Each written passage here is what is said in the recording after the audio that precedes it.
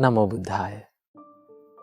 As humans, it is a common nature that we make mistakes in our lives. There's a beautiful Sinhalese saying that says, making mistakes is the nature of human, and forgiving someone is the nature of a God. So mistakes can happen at any time, anywhere from us. That is the nature.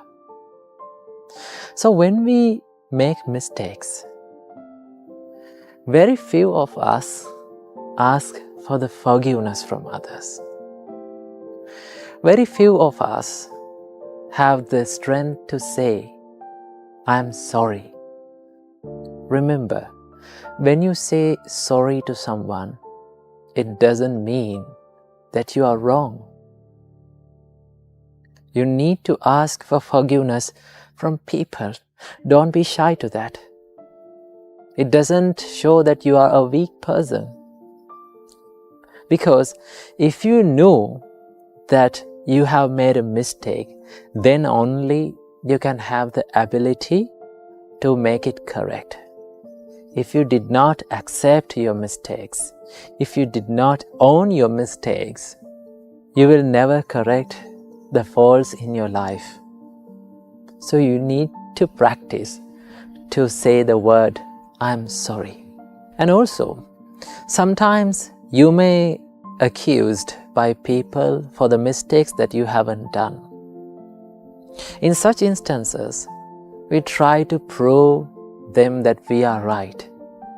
We are not wrong. If you haven't done anything wrong, remember, you don't want to prove that you are right, because you already haven't done something wrong. So, in such instances, the best thing to do is to stay silent. Stay positive, because they don't know what we have done or haven't done. So you don't want to prove them, you don't want to argue with them, you don't want to yell at them. Just stay silent and smile. So if there is a mistake that has happened from yourself, what you have to do is humbly accept that fault and say, I'm sorry. I will never do it again. So if you can say that word from the deepest place from your heart, right, you have a strong mentality. Remember, only the people with strong mentalities, only the people with strong minds can tell, I'm sorry to someone. So learn to say, I'm sorry. Learn to ask for the forgiveness, and also learn to give the forgiveness to others. Because we all are humans. It is the nature of a human to make mistakes. But if you forgive them, if you ask for the forgiveness, that is a nature of a God. Namo Buddhaya, Teruvan Saranai. Namo Buddhaya. Welcome to another video. From today's video, I'm going to be sharing with you one of the most beautiful poems from the Buddha. Now, when it comes to poems, the Buddha had a great talent of uttering poems or uttering verses. We call them gathas in Buddhist texts. So there's a whole array of books that are dedicated only for the verses or the poems that was uttered by the Buddha. For an example, the Dhammapada only contains the verses that was uttered by the Buddha. Sutta Nipata, there's another book called Sutta Nipata, which contains only the verses. So when it comes to uttering poems, the Buddha had a great talent, and these poems are very rich with the direct teachings from the Buddha and very deep meanings about the life. So here's one poem from the Buddha that can inspire you and also that can give you a lot of teachings about the life. The Buddha says, "Let not a person revive the past or on the future build his hopes, for the past has been left behind and the future has not been reached. Instead, with insight, let him see each presently arisen state. Now, this explains about the mindfulness. This is the whole point of practicing the Buddhist way of mindfulness. Now, when it comes to mindfulness, the word that is given in Pali language for mindfulness is sati.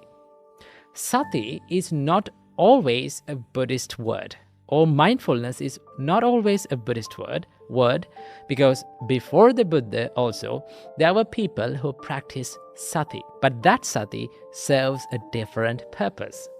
Now, if you ask from a normal person who practices the mindfulness or who practices the mindfulness meditations, why do you practice mindfulness? You can answer like, okay, mindfulness helps me to relieve from the stress, right? It makes the things easier. And also it helps me to watch my anger and to control it. Now, it is true that all these purposes are served by the mindfulness, right? All these things are served by the mindfulness to control your anger, to control your emotions, to be more mindful, and also to relieve the stress from your life. It serves that purpose. But in Buddhist practice, the mindfulness serves a purpose that is beyond from these purposes. Okay, the Buddha says, instead, with insight, let him see each presently arising state. Now, this is the whole point of practicing the Buddhist way of mindfulness, which we call sammasati. It is to see the change. It is to see the impermanence nature of life.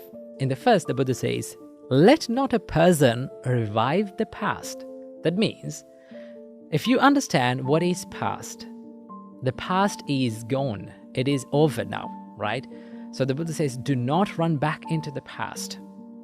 Or on the future, build his hopes, right? Do not build hopes for the future. Why? The Buddha says, for the past has been left behind. Now, what is past is over now. It doesn't exist, right? And the future has not been reached. Still, the future hasn't reached. So instead, what we have to do is, with insight, let him see each presently arising state. What we have to do is to contemplate, to focus our mind, to focus our awareness on this present state of mind. We only live in this present moment, right? We don't live in past. We don't live in future. We can't live in past, or we can't live in future. We only have the only moment that we own in this life is this moment that is fleeting. So what Buddha says is to be more mindful about the experiences that happens in this present moment. Because if you think about the past, it is just an illusion of your mind, right? For an example, we can think about the experiences that happened in the past. We can regenerate that experience in our mind. But that experience is something that happens when we think about the past. That experience is something that happens in right now, but it is disguised as past. We think it is past. Who thinks it is past? We think it, right? But that very thought happens in this very moment. Okay, so how to practice the mindfulness is to be less judgmental, or to be no judgment, to have no judgment about the experiences that happens in this present moment, and also to be more aware of it, right? Mindfulness is non-judgmental awareness. For an example, someone can think, okay, when you become mindful, you only keep your mind in the good place, in a good state.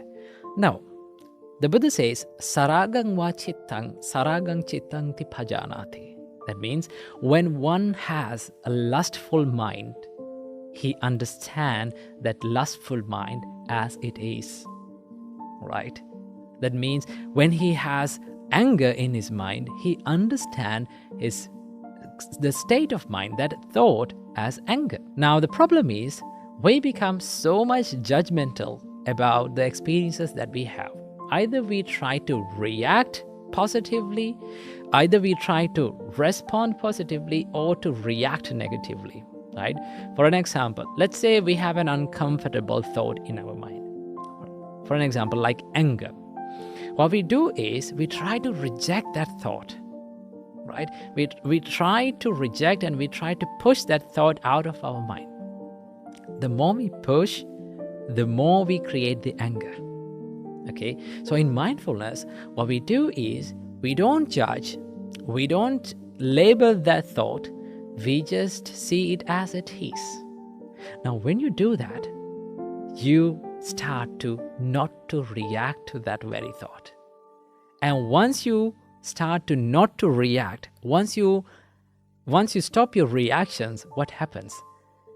The angry thought is no longer an angry thought, because an angry thought becomes an angry thought when we start to react to it, right?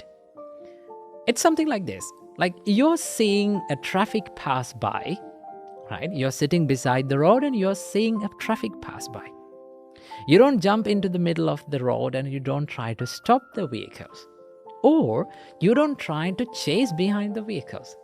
What you do is you sit beside the road and you look at the vehicles and understand it as it is, right? So that you don't involve in them. You don't become judgmental about them, okay? And that is the practice of mindfulness. Whatever comes to your mind, you're mindful of it. The problem is why we become angry, why we become jealous, and why all these evil thoughts come to our mind is we are not mindful of it. Once you learn how to be mindful, you start to be less judgmental and less reactive to those thoughts, right? And also, you start to think before you act, right?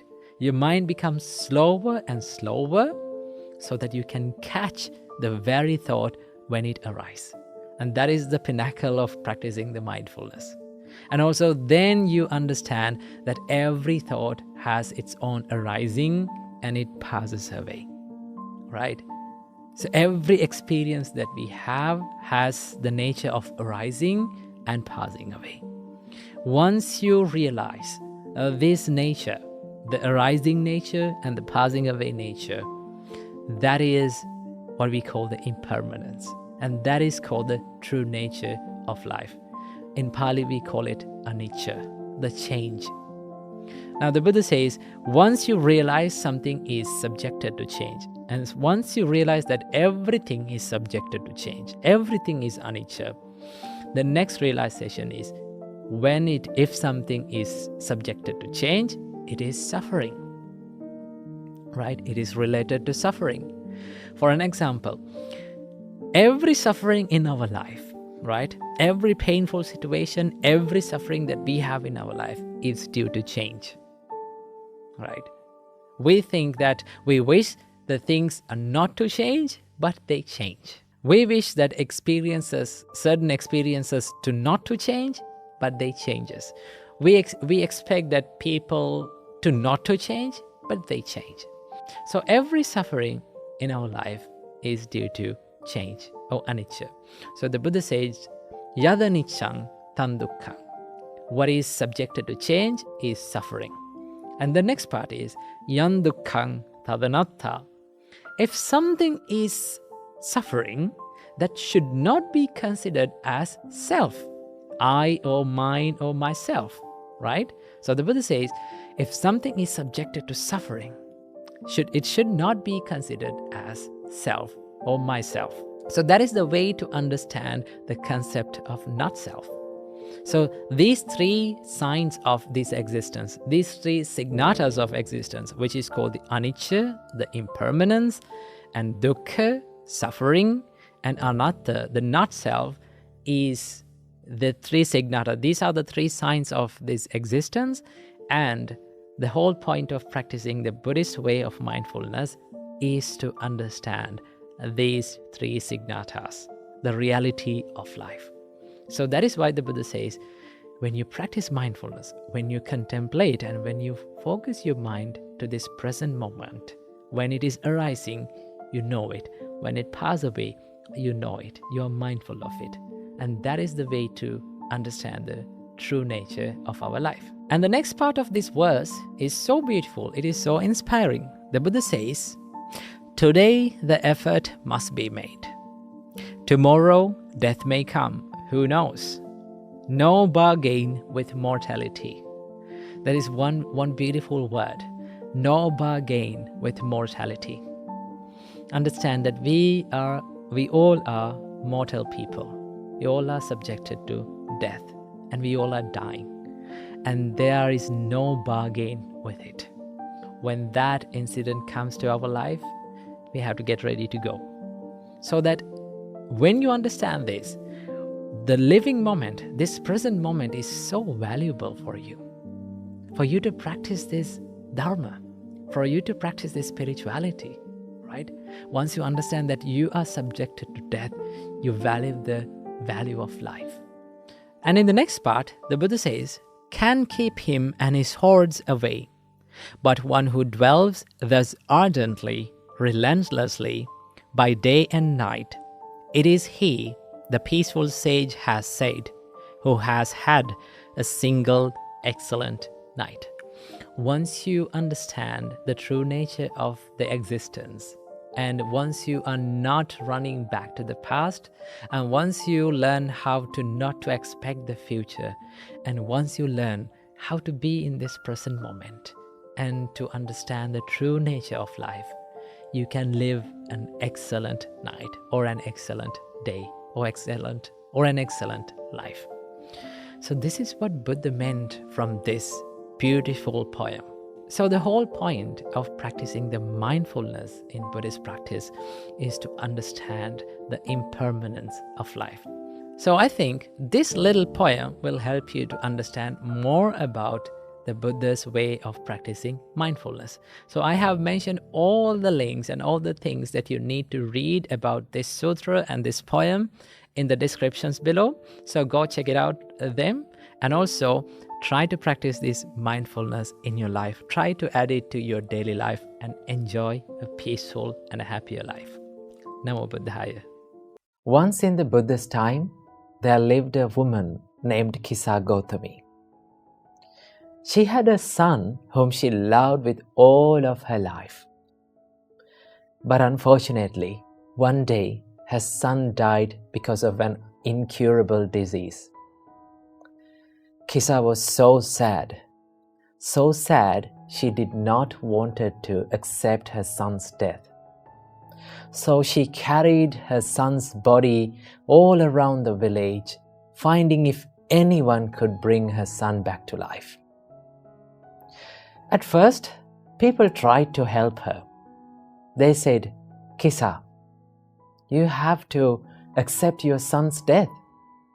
You have to make some arrangement for his funeral." But Kisa wasn't ready to accept her son's death. She said, "No, he's not dead. The only reason he's not talking and he's not smiling is because he has a disease." So she wasn't ready to accept it. So she went from one village to another, finding if anyone could bring her son back to life. Then she met with this old and wise man. And this wise man said, "Kisa, I cannot help you in this situation. I cannot help you in this problem. But I know one person who could help you. Do you see that monastery over there? You go to that monastery and you meet the Buddha. Maybe he can help you in this situation." So Kisa ran to the monastery and fell in front of the Buddha and begged and said, "Oh my Lord, my son has fallen sick. He's not talking, he's not smiling like early. Please, cure my son's disease." Then the Buddha listened to Kisa's tragic story and said, "Kisa, I can help you." Kisa was delighted to hear that. Then Kisa said, "Oh Lord, what should I do? Tell me anything, I will do it for this." Then the Buddha said, "Kisa, you need to find a medicine for your son. Go and find a handful of mustard from a family where no one has ever died. Kisa thought that this was easy to find. So she ran to the village and went to the first house and said, I need a handful of mustard from you. Please give it to me. By the way, has anyone died in this family? Then people said, oh, I'm sorry. My father died yesterday. Then she went to the next house. The reply was, my son died last year. Then she went to the next house. Then they said, oh, my uncle died yesterday. This was the reply that all she got from every house. Then she started to think, every time I go to a house, I heard this word, death, died, he left us, he passed away. Maybe death is a common experience for all of us. Maybe I cannot take my son's life back to normal. Then she went to the Buddha. Then the Buddha said, Kisa, you've learned a valuable lesson today. Death is a common experience for all of us. The only thing that we can do is only to accept it. So, you have to live your life in a meaningful way. Now let go of your sorrow and sadness. So Kisa let go of her sorrow and sadness, and she started to live a meaningful life from that day onwards. She had a new understanding about the death and life from that day onwards. So we all have to remember that death is a natural part of life, and losing loved ones is a natural part of life. We all have to go through loss and grief of our loved ones at some points in our life. That is the reality of this world. We cannot deny it, but we can do something better to make us feel better. That is to cherish the memories of our loved ones when they lived with us. Okay? So when we do that, we can find the peace and we can move forward with hope and gratitude. So let's live our life in a meaningful way about the death and life. Namo Buddhaya.